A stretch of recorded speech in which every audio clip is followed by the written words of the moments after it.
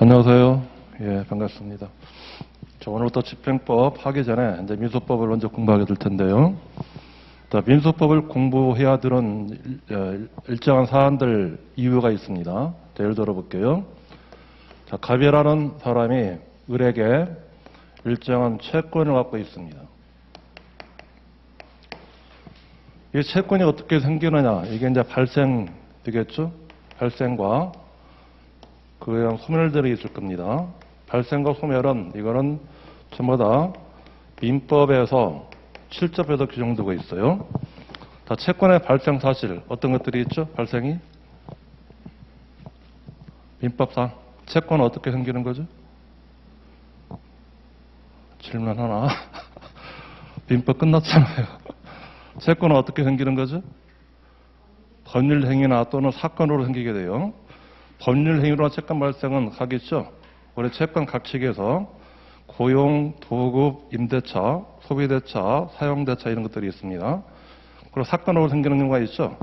사건으로 생기는 경우가 부당이득이나 불법행위나 사무관리 이런 것들이 사건으로 인해서 채권이 발생한 것들이에요. 이러한 발생이 있으면은 이 채권자가 자기 채권을 이거를 실현시키는 절차, 그렇죠. 채권을 희소하는 겁니다. 채권을 희소시키는 방법이 크게 이제 두 가지가 있게 돼요. 채권자가 임의로 그 채권을 희소하는 걸 허용하는 거, 이거를 사적 집행이라고 합니다. 즉, 이거는 임의적으로 집행할 수 있도록 만들어준 경우가 있어요. 근대법에서는 그런 임의 집행, 이거를 불허하는 것이 일반적입니다. 우리 예전에는 고대에는 채권자 하여금 스스로 자기 채권을 희소할 수 있도록 만들어졌어요. 우리 사극이나 이런 거 보면은 그 채무자 집에 가가지고 곡간 뒤져가지고 쌀 가지고 나올 수 있다라는 겁니다. 이걸 사적 집행이라고 하게 돼요. 근대법에서는 이거를 금지하고 반드시 일정한 국가 기관을 통해 가지고 채권을 집행할 수 있도록 만들어주는 겁니다. 이런 국가기관을 만드는 것들, 이거를 집행기관이라고 합니다. 채권자는 자기 채권을 회수할 때는 반드시 일정한 국가기관인 집행기관을 통해 가지고 자기 채권을 회수할 수 있도록 만들어져요. 그러면은 이런 집행기관으로 하여금 채권을 회수하도록 만들 때는 이자로 하여금 이자에 관해서 일정한 반드시 집행 권한이 있어야만이 집행할 수 있도록 하는 겁니다. 이거는 집행 권한이라고 하게 돼요. 예전에는 이거를 채무명이라는 용어를 썼지만은 요즘은 채무명이라는 용어는 쓰지 않습니다. 이 채권에 관해서 갑이 을을 상대로 가지고 집행 권한이 대표적인 것들이 판결이 있어요. 판결의 경우는 종류가 크게 두 개 있는데 확정령 청구 판결이 있다든지 또는 가지 편고 있는 판결이 있어야 됩니다. 이런 판결 절차를 만드는 절차, 이 절차가 이게 민사 소송 절차예요.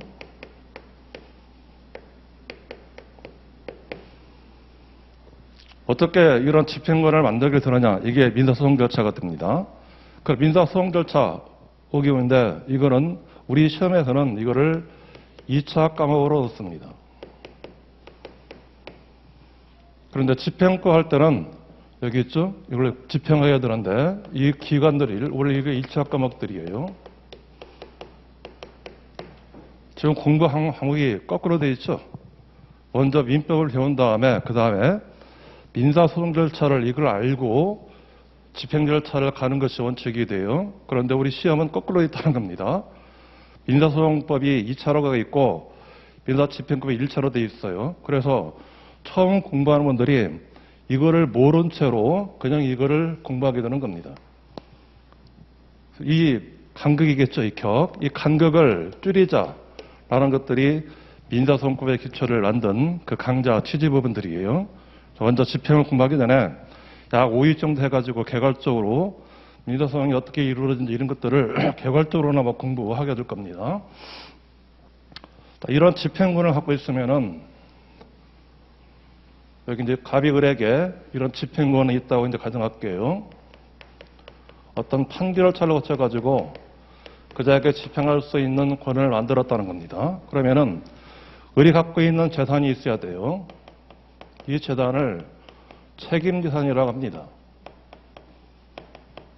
책임재산은 결국은 강제 집행할 수 있는 재산이 있어야 됩니다. 채무자가 재산이 없으면은 채권자가 그런 집행권을 갖고 있다 하더라도 자기 채권을 실현시키지 못하는 겁니다. 어떠든 채무자는 재산이 있어야 돼요.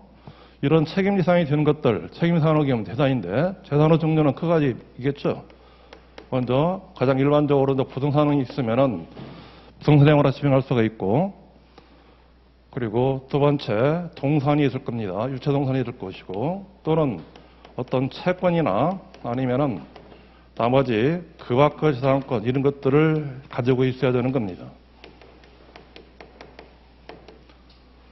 자, 부동산하고 같이 취급되는 것들이 있는데 이게 선박이나 또는 항공기나 또는 자동차나 또는 건설기계 이런 것들은 집행에서는 이거를 부동산처럼 취급하게 돼요. 최소한도로 이런 것이 있어야만이 집행할 수 있게 되는 겁니다. 이런 책임재산을 어떻게 보존하느냐, 보존시키는 방법이 있었죠. 방법은 여러분들이 그동안 민법에서 배웠을 겁니다. 책임재산을 보존시키는 방법, 민법에서 뭘 배웠었죠?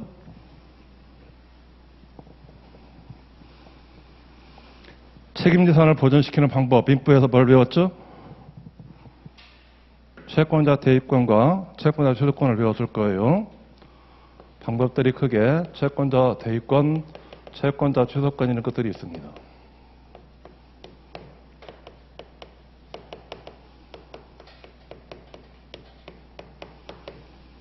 이런 책임이 없으면은 채무자가 재산을 취득하기 전까지 강제 집행을 하지 못하고 그냥 있는 겁니다. 그런 경우에는 이 집행권한이 일정한 경우에 시효로 완성될 경우를 대비해 가지고 다시 여러 가지 시효를 중단시키는 조치를 취해야 됩니다. 시효 중단시키는 것들 민법에 배웠었죠. 성질에 배웠었죠. 어떤 것들이 중단해야 되는 거죠? 압류나 가압류나 가처분이나 또는 그런 이행청구 이런 것들을 하는 겁니다. 그 시효를 중단시킴으로 해가지고 자기 채권이 순효시효 완성되는 것을 막는 겁니다. 이거는 민법상 문제들이에요. 자, 여기서 이런 재산이 되는 것들이 있으면은 이거는 집행의 대상이 각 다르겠죠. 자, 부동산 집행할 때는 이거는 집행법원에다가 신청을 해야 돼요. 이거를 집행기관이라고 합니다. 동산의 경우에는 이런 집행권을 가지고 채권자가 집행관에게 이거를 위임하는 겁니다. 집행관이 이게 집행기관이 돼요. 채권과 그 갖고 재산권은 이거는 집행법원에다가 신청하는 겁니다. 이게 집행기관이 돼요. 이처럼 일정한 재산에 따라 가지고 업무를 달리하고 있다는 겁니다. 이거를 집행기관이라고 그랬어요. 각 집행계별로 채권자가 강제 입익을 위임시키면은 그 집행기관에서는 여기 부동산이면은 부동산 경매 방법으로서 동산이면은 동산을 압류한 다음에 집행관이 압류동산을 매각함으로써 채권의 경우에는 채권자로 하여금 채권을 취소할 수 있거나 또는 채권에 관한 권리를 이전시키는 방법으로 해서 채권자가 자기 채권을 실현시키도록 만들어주는 겁니다. 가장 중요한 재산이 이게 되겠죠. 위에 있는 그 부동산 부분들이에요.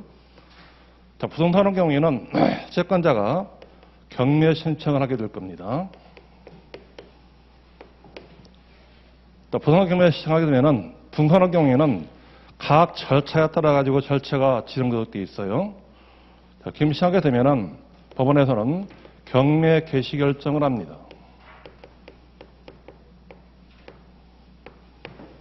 자, 경매 개시를 하게 되면은 그 다음에 배당 요구 종기라는 것을 정하게 돼요. 배당 요구 종기를 결정하고 이 배당 요구 종기를 공고를 하고 또 일정한 채권자에게는 배당료 종기를 알려줍니다.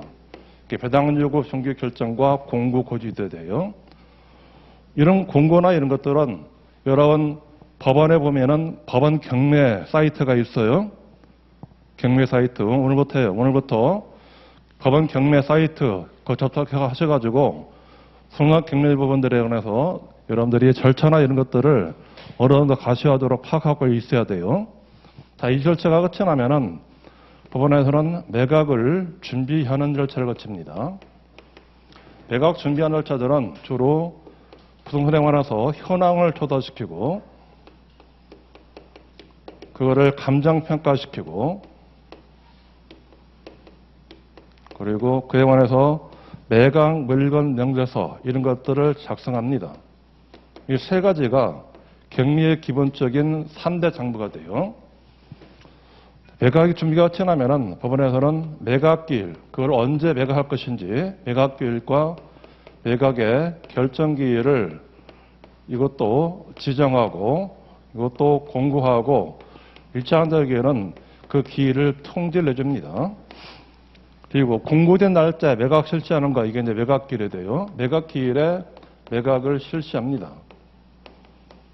매각 실시하는 과정에서 어떤 사람이 최고가로 입찰했는지 최고가 입찰인을 결정하게 되고요.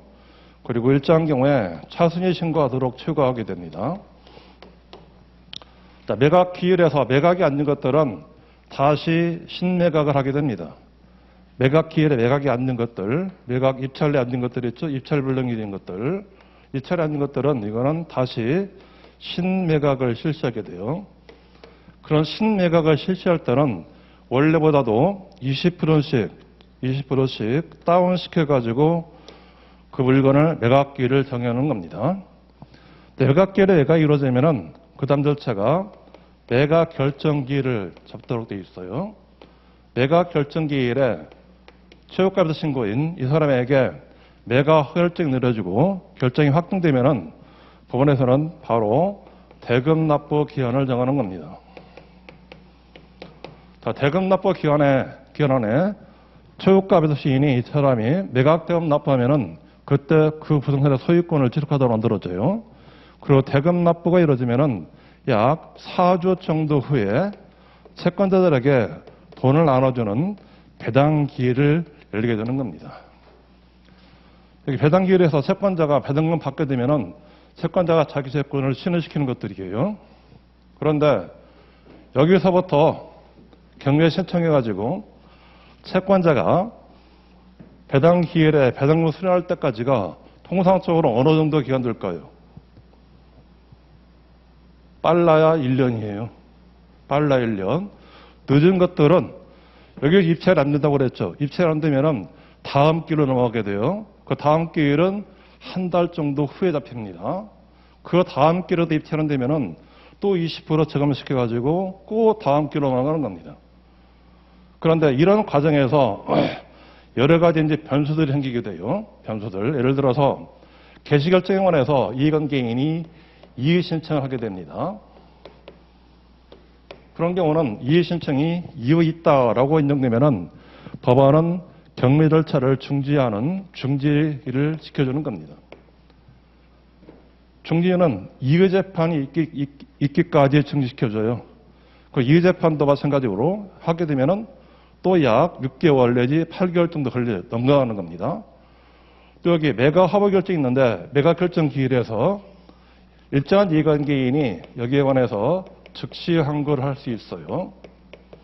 그럼 즉시 항고를 제기하면은 매각 합의 결정은 아직 유효성이 되는 겁니다. 그러면 이 즉시 항고 재판이 끝날 때까지 이 절차가 정비되는 겁니다. 이런 것들이 없는 것을 전제로 해가지고 빨라야 1년이 돼요. 만약 이런 것들이 있게 되면은 이 재판이 끝날 때까지 절차가 전부 다 중지가 되는 겁니다.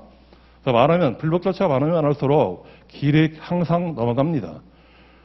장기적으로 가는 물건들은 약 4년까지 가는 물건들이 있어요. 경매 가지고 빨라 1년이라는 겁니다. 여기는 굉장히 기일이 결리겠죠. 동산화 경우에는 집행관이 그거를 압류하게 돼요. 압류해서 매각을 시키는데 이거는 이 매각은 압류 후, 일주 후, 한 달 내로 하도록 되어 있어요. 한 달 내로 하는 겁니다. 다만, 여기하고 이제 차이점은 부동산은 비교적 값이 고가격이겠죠. 채권자가 자기의 채권 금액이 많으면은 그 부동산을 통해 가지고 자기의 채권을 회수할 수 있는데, 동산의 경우에는 매각했다 하더라도 집에 있는 살림살이 매각이 이루어지면은 값이 크게 나가지 않습니다. 여러분들 집에 있는 살림살이 만일 잘못돼 가지고 내 채권자가 압류해 가지고 매각이 이루어졌다 가정을 해볼게요. 어느 정도 나올까요? 집에 있는 살림살이 압류해서 매각이 이루어지면은? 제가 집행관 사무실에 통계를 조회해 가지고 내본 적이 있었어요. 서울 중산층은 1,200만 원 정도가 나옵니다. 집에 있는 살림살이 매각해봤자 값이 크게 안 나오는 것들이에요. 이거는 단시간이죠. 이거는 단시간에 자기의 채권을 회수할 수 있지만은, 그러나 회수할 금액이 비교적 소액인 경우예요. 소액인 경우. 그리고 만일 채권자가 다른 채무자가 다른 자에게 채권을 갖고 있다는 겁니다. 우리가 경제생활하면은 은행에 예금하게 되죠. 그런 채무자가 은행에 예금되어 있으면은 그 예금된 그 부분들을 채권자가 압류함으로써 자기의 채권을 실현시키는 겁니다. 이런 절차를 가는 것들이 일반적인 절차들이에요. 자, 집행권을 만드는 절차, 이게 민사소송 절차라고 그랬죠. 그래서 예전에는 민사소송법에서 이 두 가지를 같이 규정을 하고 있었어요. 소송 절차하고 그다음에 강제집행 절차, 이 두 가지를 이 법에서 같이 규정을 두고 있었습니다. 그런데 이 강제집행 절차, 이거를 별도로 빼가지고 만든 거, 이게 민사집행법이에요. 즉, 소송 절차는, 소송법에서는 순수하게 소송에 관한 부분들만 규정을 두고 강제집행 부분들을 빼가지고 별도로 법으로 만드는 거, 이게 민사집행법입니다. 그래서 집행법 공부하다면은 당연히 민사소송에 관한 각종 용어, 이런 것들이 그대로 집행해도 그대로 쓰이게 됩니다. 자, 그거를 이제 배우게 될 텐데요. 자, 교재, 소송법의 기초 문제, 교재 한번 꺼내볼게요. 제일 먼저 배우는 거는 항상 관할입니다. 즉, 어느 법원에 소를 제기할 것인가, 이거를 관할 문제인데요.